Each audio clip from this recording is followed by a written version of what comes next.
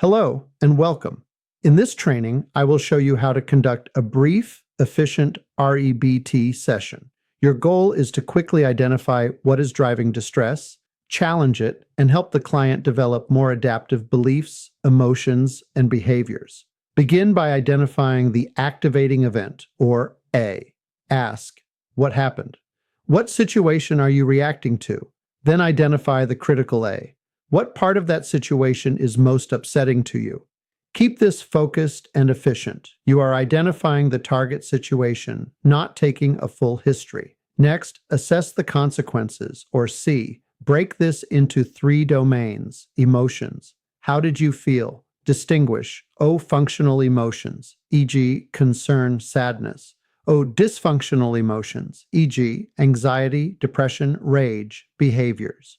What did you do? Look for avoidance, withdrawal, aggression, or effective coping physiology. What did you notice in your body? Always distinguish functional versus dysfunctional consequences. Now move to the most important step, beliefs. When the client gives an inference such as, "They don't respect me," "I'm going to fail," do not challenge it yet. Instead, accept it as true temporarily. Let's assume for a moment that's true. Then ask the key REBT question. What were you telling yourself about that repeat the inference that led you to feel dysfunctional emotion? Here's an example. Client, they don't respect me. Therapist, let's assume for a moment they don't respect you. What were you telling yourself about that they don't respect you that led you to feel anxious? If needed, continue. And if that were true, what would be so bad about that? What would that mean about you? Why would that be upsetting? Listen for core irrational beliefs. Demands, I must. Awfulizing, this is terrible. Low frustration tolerance, I can't stand it. Global ratings, I'm worthless. Then organize, helpful beliefs, unhelpful beliefs. Before disputation, clarify goals. Ask, what would you like to feel instead? How would you like to respond?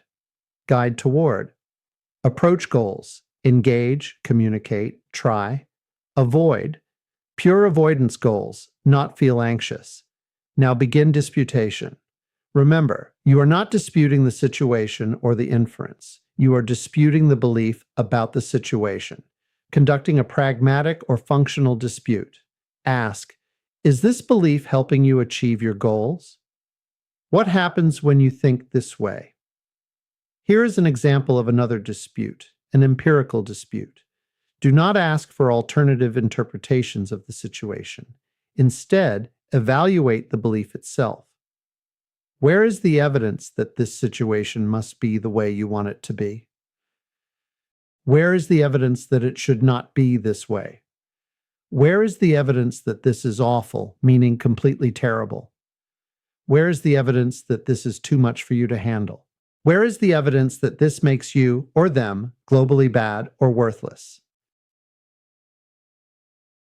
Here is an example. Client belief, this is awful. I can't stand being disrespected.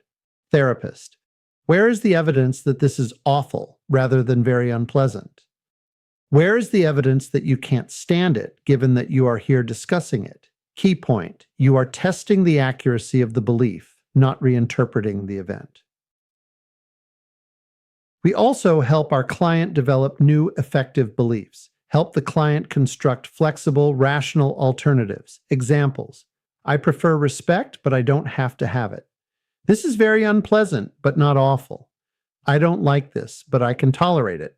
Then link to functional emotions, e.g., concern instead of anxiety, adaptive behaviors, e.g., engagement instead of avoidance. An essential part of an REBT session is collaboratively creating a homework assignment. End with a specific behavioral task. Examples, initiate a conversation, approach a feared situation, practice rational self-statements daily.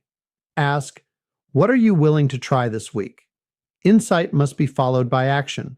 To summarize, in a brief REBT session, identify A, clarify C, uncover B by accepting the inference and identifying the belief, set goals, dispute beliefs, build new beliefs, assign behavioral homework.